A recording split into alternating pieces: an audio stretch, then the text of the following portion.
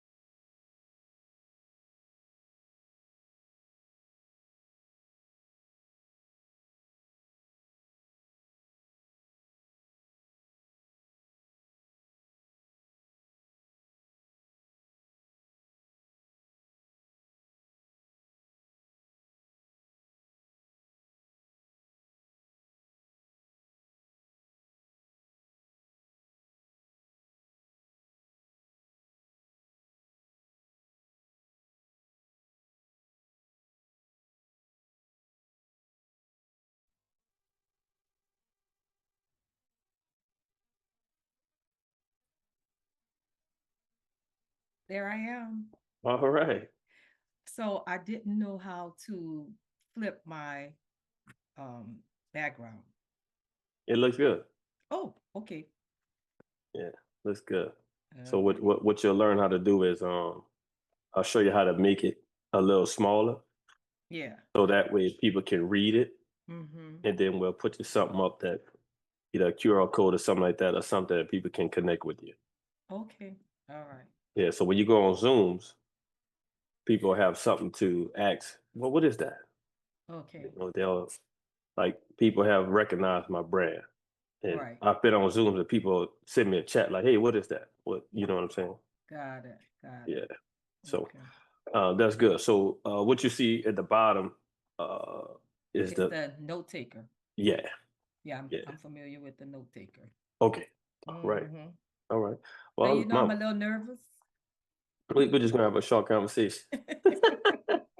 I'm like, why you nervous? That's good though, right? It's gonna Yeah, be I'm a little exciting. nervous. Yeah, yeah. Gonna be exciting. It's the Fireflies record for me. Mm-hmm. So once I figured I'll pay for that. Once I figured that out, I'm also recorded on Zoom too, just so we can have it. But the Fireflies, I'll send to you what it does, Okay, what so what it provides for me. Zoom does a transcript too, though, right? Yeah, but I'm gonna show you what Fireflies does. Okay. It cuts up different. It timestamps. It gives Oh, notes, summary, all those okay. types of things. Okay. So I'll show you. Like I said, I just invest in those little small things right now that Okay. have been very helpful for me. All right. Okay. So, Okay. uh, well, we're bringing the F42 Empowerment Experience, the Why Wait Wednesday. I told y'all it was coming. An opportunity to meet my mom and the lady that a few Why Wednesday episodes ago when we had the mama and recognized all of the mamas on Mother's Day week. I wanted to bring her on, and you have my mom, Dr. Lisa Green Derry. So just go ahead and explain to us who you are and let the F42 Empowerment participators, audience, all those people that are cheering for us, let us know who you are. Well, first I want to say thank you to F42 Empowerment, to the owner, to the COO, COE, my son, in whom I'm well pleased, Darren Bryant Franklin. Thank you for this opportunity. Um, this is really something I don't know that many of you have an opportunity to be coached by a coach who is your son, one of your offspring. And so that brings me to the other part of his question, who I am. Um, I like to say that I am Nola Bra. That's New Orleans born, raised, and returned. And there's something else that goes along with that. Um, my parents, Herbert and Queen Victoria Christmas Green, um, are the ones who have instilled in me and have given me what I currently use to continue the legacy of learning, of healing, of happiness, health, and hope. My dad was a New Orleanian. My mom is from Mississippi. That's a whole nother thing. But anyway, I'm also the wife of Horace Derry. We both call each other wife and husband. Before I can really tell you more of who I am and how proud I am to be a mom, I have to say that, and this is hopefully to encourage some other young women, and maybe even women who are my age, who are having to help other young women make good decisions, or women who maybe haven't made what we think of as good decisions. I was a teenage mom, um, but because of the village, I was able to do those things that I needed to do. So I am the mama of Dana, who is my firstborn. I'm the mom of Darren, as I said earlier, and I'm the mom of Elise. I'm the Mimi to six beautifully brilliant grandchildren. And I sometimes say that I'm every woman. And that's more that you can learn about in mostly sunny, partly dramedy in between. Well, Mom, we definitely are connected because that was going to be my first question is for you to Okay. just share with us what that mostly sunny perspective is. But before you do, again, Mm-hmm. we thank you for taking out the time to share. My siblings and I, and even the people who are not our blood siblings, but Mm-hmm. the ones that follow in your legacy, they may call you Mom, they may call you Dr. Lisa, all those different names that you have and titles, as I mentioned on the prior episode. We just want to say thank you, show you that gratitude that you deserve. And I also want to make sure that the new thing now is to give you your flowers, right? In a Yes. sense, in a sense of just showing appreciation. So I don't want to go too far away from that. Share with us, what's that mostly sunny perspective? What is that about? Well, I will tell you, and you heard me say healing, happiness, health, and hope.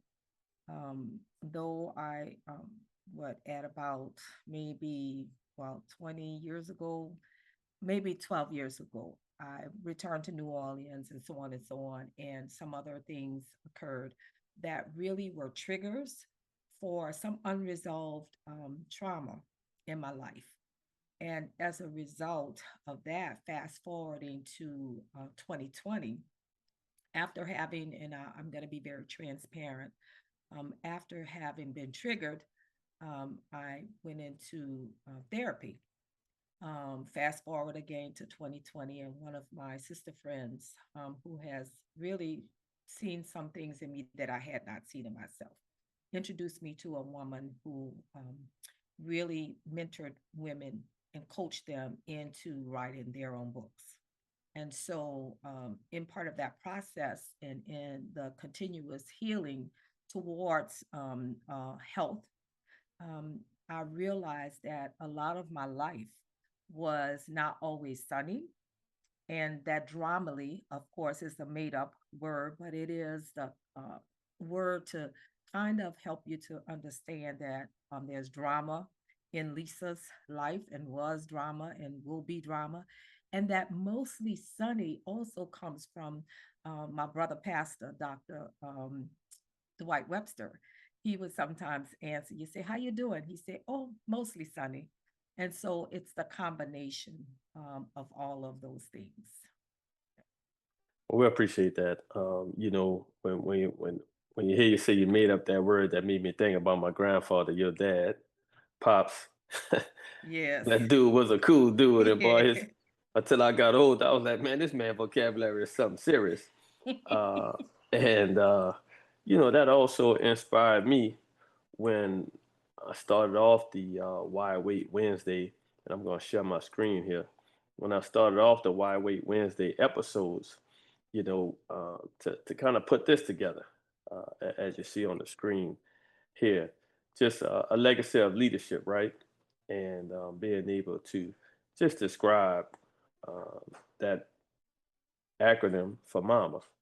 So, I'm gonna ask you, Mom, like, when you see this, and again, it was very intentional about you and saying that you're a mindful person.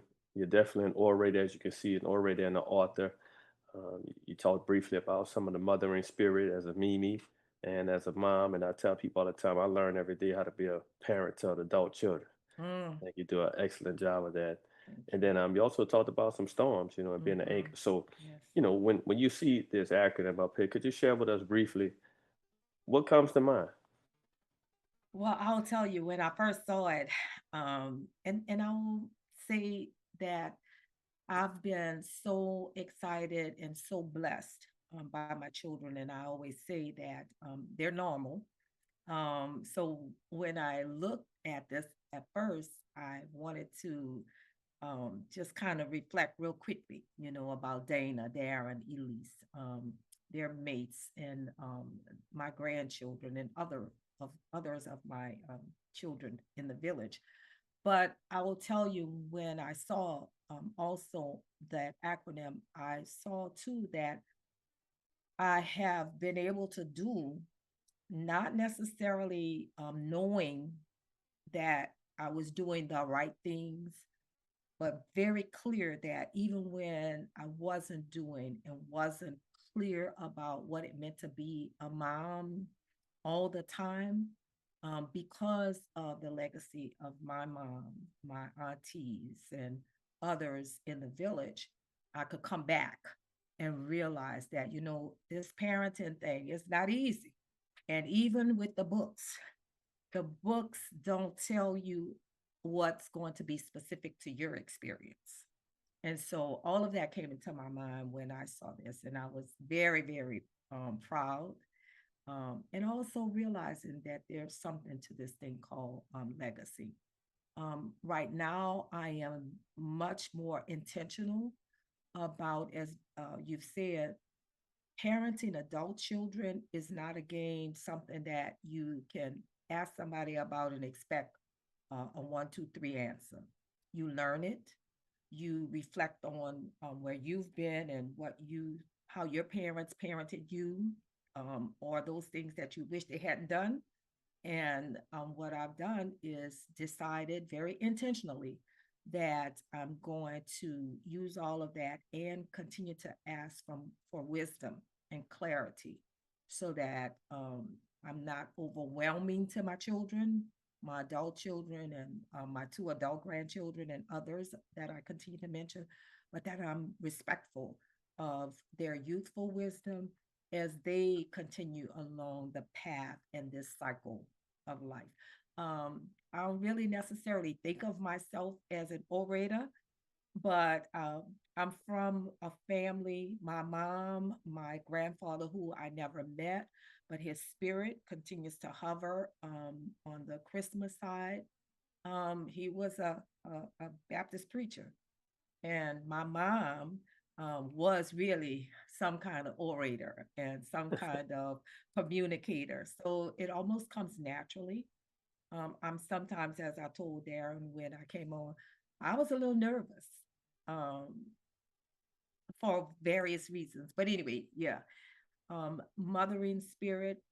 I love being a mom. A lot of my peers are like, "You wanted to be a mama when you was 18?" Yeah, I did. And I knew nothing about in terms that are used now. I didn't know about putting it out there in the universe. I didn't know anything about that. All I knew is I wanted to be a young mom so that I could also kind of, enjoy and play and dance with and go skating with my children and still not to be too old to not remember what it was like to kind of be at the stages that they were at and went through and are going through. And then finally, this thing about being an anchor, I love that, Darren, you have reminded me of that. I also am clear that as you share this and as I continue to put forth and develop um, sessions that I'll be doing over the next several months, that this piece about being strong, the strong Black woman, it is a compliment. It's also a responsibility, and it's also something that, as we move towards and in our healing and moving towards and wanting to experience happiness and have a great status in health or being healthy, that sometimes you have to take off that strong um, persona, and that it's clear to me as I move into this next iteration of my life that it's okay not to be strong. I have to remind myself of that often. But it is also what helps me when we talk about this mostly sunny perspective. Good. Well, we appreciate that. And as we come into a close, you mentioned a few things that I would like to get your response on as we come to a close on our conversation. But you talked about mentoring. You talked about what's coming up next as you present and things like that. Could you just share briefly or summarize, you know, your experiences as an educator? And I always tell people like, man, I'm a lifelong learner because my mom's mom, my grandmother, Granda, told me at an early age one time. I think it was raining outside or something, but I couldn't go outside and play, with my friends in the 7 Ward on Buchanan Street around the St. Bernard project, in those areas. But she was like, I said, Grandma, can I watch television? She said, boy, you better go pick up a book. And I share with people all the time, as you mentioned, I'm Coach Frank, and I've been teaching. I was an educator for over 20 years because both of my grandmothers were educators in the city of New Orleans. But um, if you could just summarize for us, and maybe at another time we can get it more detailed into it. But like, what brought you into education outside of your mom? But not only what brought you into it, but man, the longevity and the staying power. And you're one person who I don't know too many educators that have taught from early childhood all the way to graduate studies, if I'm not correct, Yes, if I'm yeah, not mistaken, right? yeah, yeah. Yeah. So, if you could just share with us maybe a summary or some thoughts that could help people when they hear this about how you were able to touch so many lives from early childhood all the way up to um, graduate studies. Well, I will tell you one thing. My mom, and she always reminded us of this. My mom, as I said, is a native of Natchez, Mississippi, and having grown up in Mississippi and in the years that she spent there, she did receive what I guess was a quality education. She finished from a normal school. Fast forward to her coming to New Orleans at the age of 19. As I said earlier, my grandfather, my mother's father, was an articulate um, leader, a preacher, and so on and so on. So my mother had some of those qualities. And my mom spent time in the community as she began to have children. And when we lived in the 7th Ward, community was very important. And because of that, people recognized my mom, recognized who she was, and her willingness to be a part of the education community. She was the first Title I classroom assistant, and that's not the word that we use, but she was one of the first and a community liaison. So, of course, that influenced me. However, that was not my first choice. I wanted to be a medical technologist, a scientist. I love science. And so I did that. Went into Xavier, pregnant with my first child, was able to, be able to connect with professors and students, my peers, and what have you, who helped me. I went to Xavier University, one of the top universities in the country, of course, for science. And so I was blessed by that. Got my degree, went on and so on and so on. And then after having worked 9 years in the laboratory, some of which was spent in Charity Hospital in New Orleans, I literally was called to education.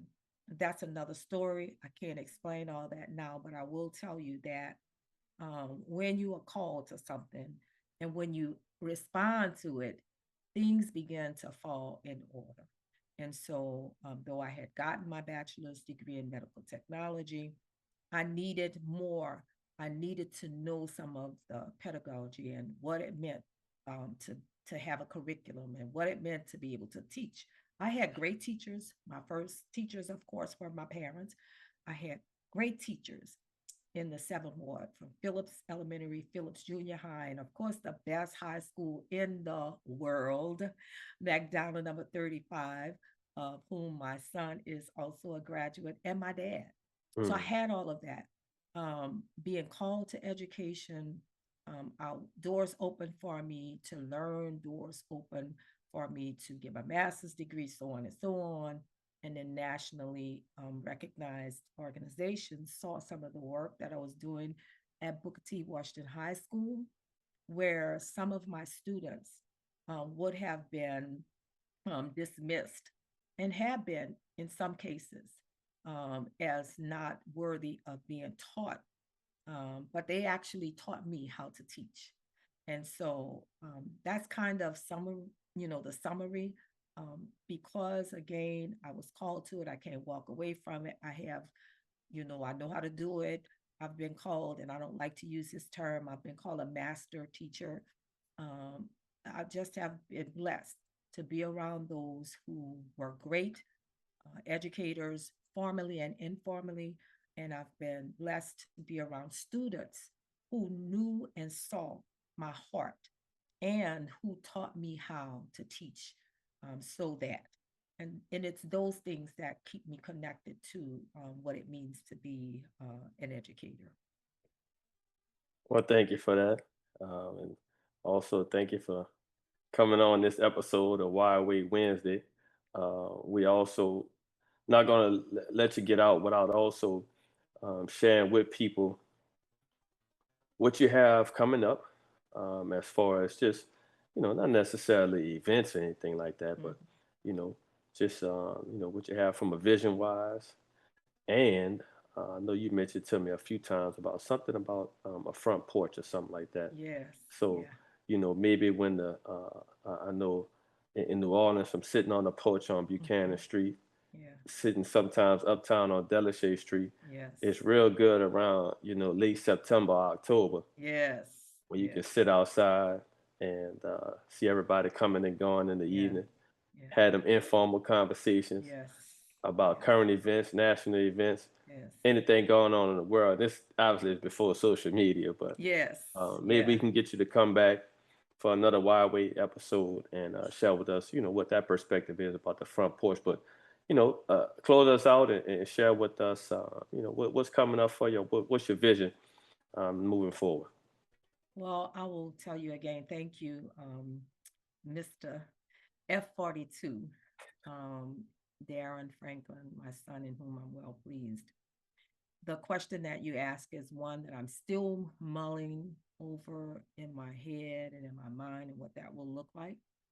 I will say, moving forward, that we're coming up on 20 years of Katrina. And for the impetus of moving forward, Dr. Lisa's Front Porch, Nola Bra, all of that is connected to um, Hurricane Katrina. And so, as we are preparing to commemorate and to remind ourselves of what that meant for those of us who are New Orleanians, who are indigenous to New Orleans and to the Seventh Ward and to the area that we call home, um, building on that, in August, I will have some conversations with some of the locals here in Fort Worth, Texas, about and how we use this concept, Dr. Lisa's Front Porch. And that will also be somewhat of the basis for what you will see later on in the fall, where some online courses will be available. Those courses will give you opportunity to look at some of the scars and pieces of life, Katrina included, and looking at using the impetus of groups and small groups where you can see how you can laugh, you can create, you can reflect, touch your scars, and then move forward through this healing process. And then specifically, Dr. Lisa's Front Porch focus will be an intergenerational focus that will provide space and time to collect, to retell, to rewrite bits of life's sweetnesses and bitternesses so that we can own and write our own narratives. And so that's kind of where I am. That's what this human performance coach, my son, is helping me to move to. And I want you to just stay connected because there are some other things coming. Sounds good. Sounds good. We have to go down to the frozen cup later and get us a frozen cup and hang out on the Yes, front sit porch on with you that front porch. sometime. That's right. That's right. That's right. Yep. Yeah. Yep. Yep. So, Yeah. So, but no, that's cool, Mont. Again, thank you for coming on, and I believe that this will be very exciting and enlightening for all types of people when they watch, bits and pieces to this Why Wait Wednesday episode, and we'll make mhm. sure that people also have opportunity to watch the entire conversation for a son and a mom. So uh, she has also shared, and I'll put that information out when the episode is released. So, do you have can you also share in the chat your social media handles in the chat? Type that in there for us, and we'll make Yes. sure we have that for you when people watch this conversation. And also, anything else you want to share as we close it out? Yes, and I will share with you the other handles offline. Okay. Again, thank you for this time. We look forward to exciting things, using what we have been given from our ancestors, from that place that we call New Orleans. And we're the only ones who can call it NOLA because we are New Orleanians. But that's a whole nother story, too. Um, New Orleans, born, New Orleans, raised, and returned is really a shout out again to Bobanca, or some say Bobancha. It is that place that is many languages. New Orleans, Louisiana. You heard me? Sounds good. We'll talk with y'all later. Thank you for Okay. hanging out. What you Yeah. waiting on? Let's get it going. Why wait? All right. Thank you. All right, man. That was exciting.